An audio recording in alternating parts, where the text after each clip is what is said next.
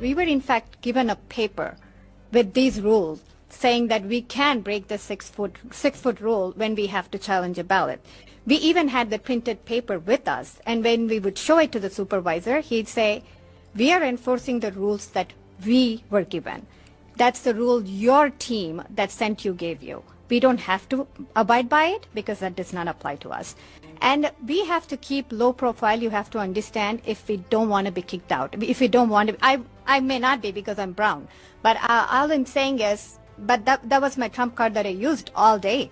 But then the thing is, that's not a privilege for a white person. So white people, I could see, were not even daring to ask a question, because if they were even a little bit louder, they would say, you're disturbing them. So they need to get out. And you have to understand the poll workers were ganging up with Democrats. They were all in on the same team, and the only people that are being isolated are the Republican, white male Republicans. So that's the racism. If people ask me, was I ever treated unfairly, I would say rarely. Come to India, you will know what racism is. But here, no, I've been treated with a lot of respect. Now I see white people are being treated as, so much worse than, I was ever treated. So those people were not able to really loudly challenge because they will get kicked out. They did not want to abide by that rule where we can break that 6-foot rule to challenge a ballot because they didn't want to listen to what we had to say.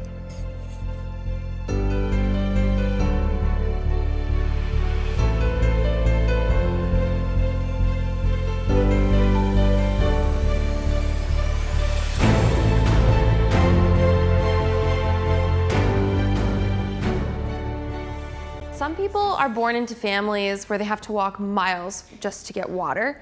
All I have to do is turn on a faucet. That's privilege. If you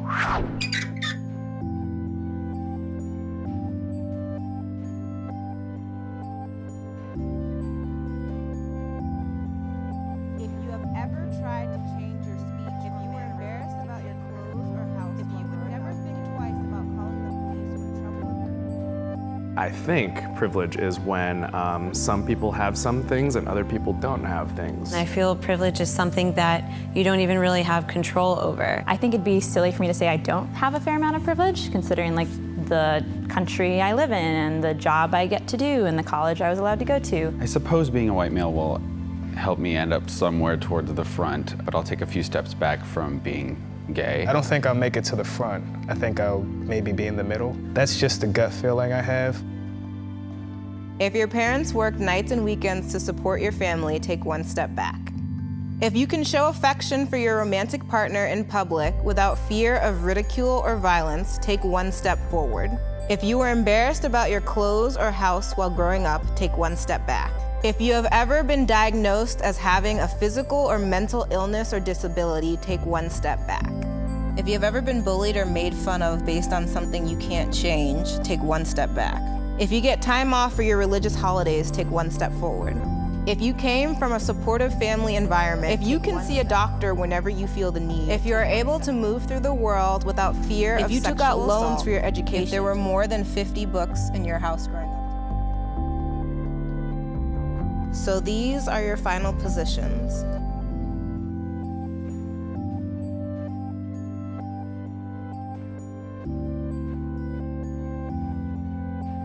I think it felt kind of strange for everyone. It's a hard thing to discuss or even reflect on. It was very awkward. I think when you can represent it so visually like this and so immediately, it definitely takes on a new form. I think we were all joking around in the beginning. It was pretty lighthearted, and as soon as the questions started coming in, the mood shifted immediately, and we all it was just silent. Just looking back and seeing a bunch of people behind you is not a good feeling. It's weird how you want to hold on to explaining a certain privilege, oh, but that's not actually me, because I had to work really hard for that. So it's weird to take a step forward when you feel like you're taking a step forward with someone else, but you wear a lot of the baggage of how those things were hard. It was more emotional than I thought it would be. It reminded me of when they talk about slavery in high school, and you feel angry for a few days, but then you just realize this is how it is.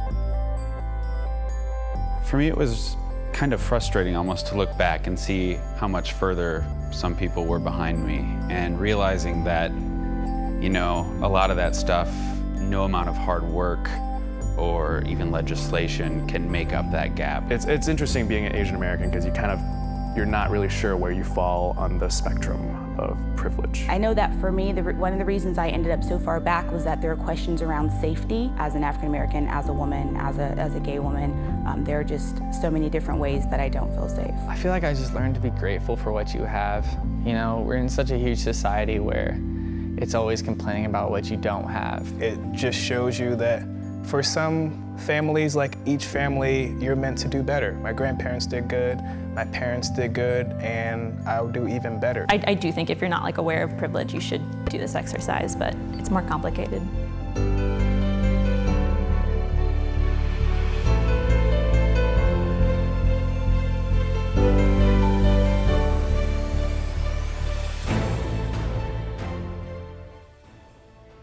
Okay, so in relation to that video where the minority poll worker says that she saw and experienced racism in the white class male, I do want to bring into account my own experience. I am a white female and I was raised middle class.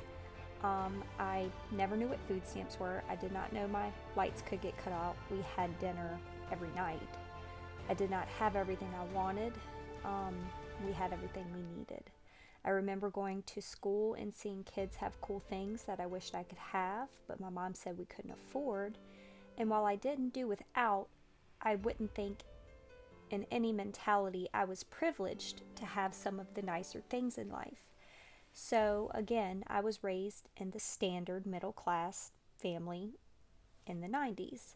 My husband, contrarily, was not. He is a white male.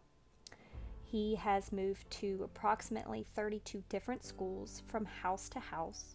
His mother was married 9 different times, and that's not counting the boyfriends that she had between marriages. She was often in domestically violent relationships. She has been shot. She has been stabbed. He has witnessed a lot of violence. I remember at a very young age of 13 years old, when I started dating him, I would visit his house, and I was a tomboy, so I felt very awkward carrying a purse, but I started carrying a purse for the very first time because I would sneak food to his house. So to be privileged does not, to me, mean that you're of a skin color. I never had to worry about food, and here I am at 13 years old bringing packs of ramen noodles, which I didn't even know what they were, to my now husband's house because he had nothing to eat. So in regards to the video, privileges, racism, they can cross lines of skin color. It's not the white male or the white class or any class or minority per se. It's just a habit or a stance of the way you were raised. I would pretty much say everyone in America is more privileged than any other country in the world. And while that might not be statistically true, the opportunities we have are there where they're not in many countries. Now, you may meet someone here that has it worse off than a well-to-do family somewhere in China or the Philippines. So that's not for comparison, that's just for a broader prospect of putting it in your mind and kind of thinking about the status of race versus racism. So here I'll read where it says, in the United States, 39% of African American children and adolescents and 33% of Latino children and adolescents are living in poverty, which is more than double the 14% poverty rate for non-Latino, white, and Asian children and adolescents. This comes from APA.org.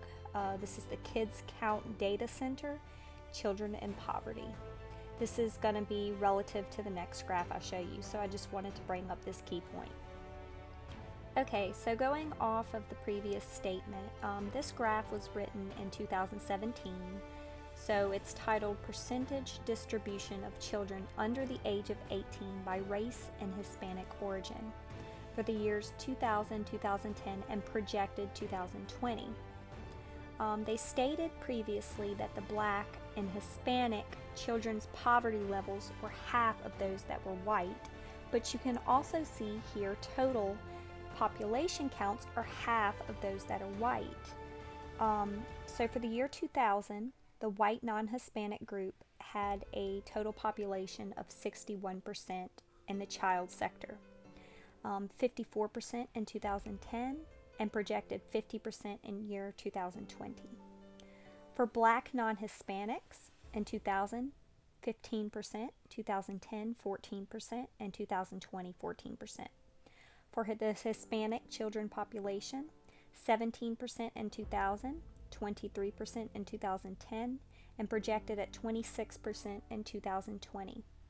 For Asian or Pacific Islander non-Hispanic populations, 3.7% in 2000, 4.6% in 2010, and projected at 5.4% in year 2020.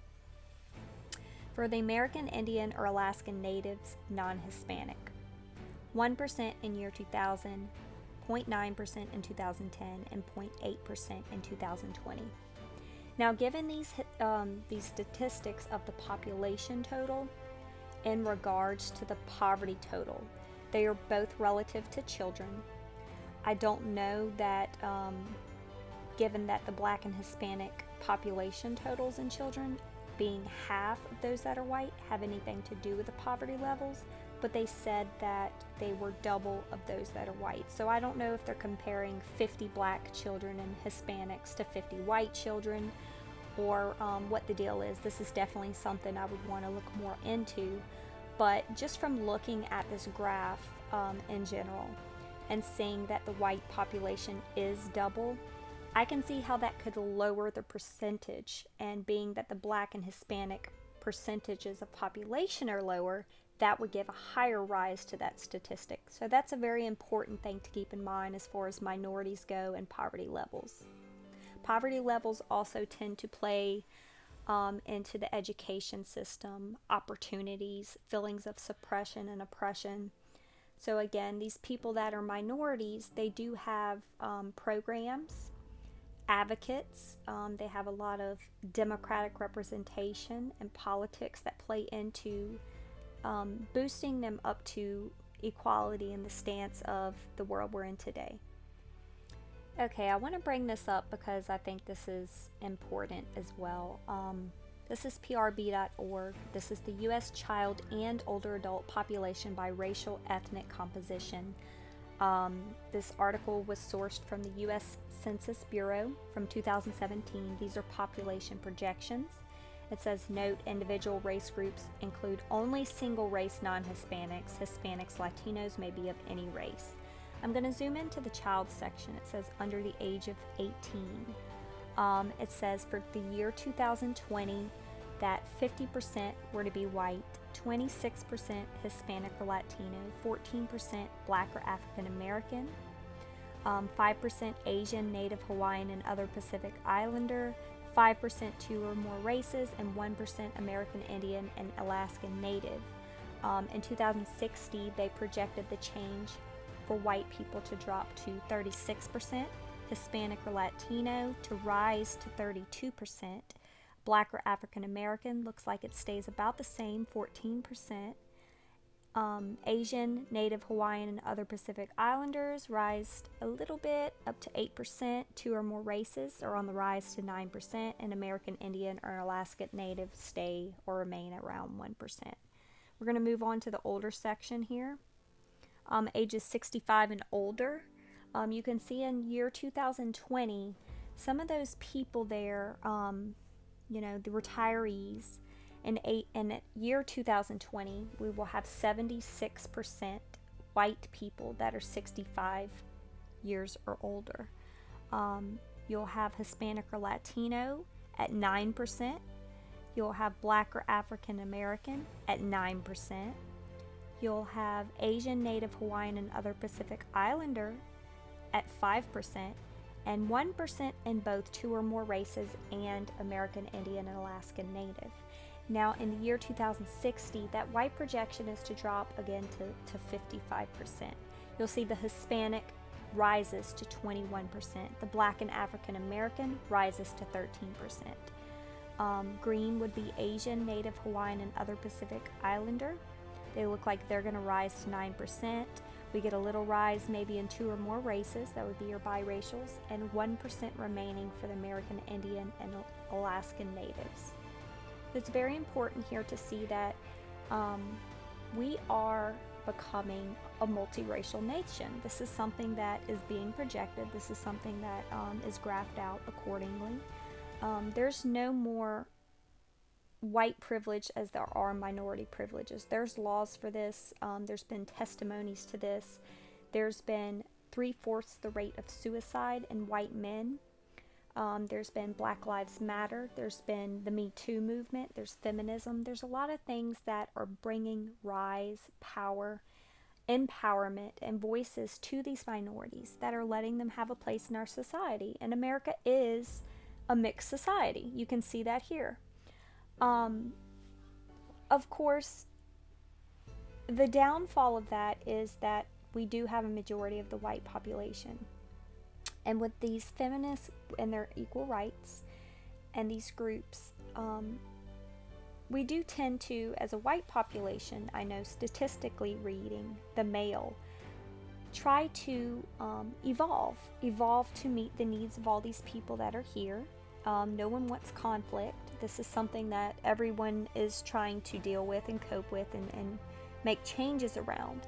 And we've seen a rise. 3/4 of suicide are white males. White males are questioning masculinity. They don't know how to be a man without compromising a woman's role, or some are even afraid to belittle women in a way of any of their actions that would be deemed normal masculine actions, because they're afraid to upset that boundary of how empowered a woman thinks she is in comparison to a man.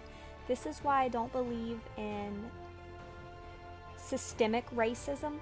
I don't believe in systemic gender inequality. Do I believe in racism? Yes, it's there. There are places where you will be discriminated against. There are places where women don't have rights. You know, the UNDP talks a lot about empowering women. They give education to women. But in one of their articles, they also mentioned that by empowering these women and doing nothing for the men, they're hurting the male gender and the minority population, because women are more likely to be educated in other countries. They're more likely to be educated because the men are more likely to drop out of school and enter the workforce. It's just a fact. So not only are there differences between races, but there's differences between genders. There's racism, there's sexism, there's a lot of things going on here at play right now that the, politics and the media really like to play up. But I just want to leave with one more note. I think it's very important that we stay united and that there's liberty and justice for all, because that's what America was founded upon.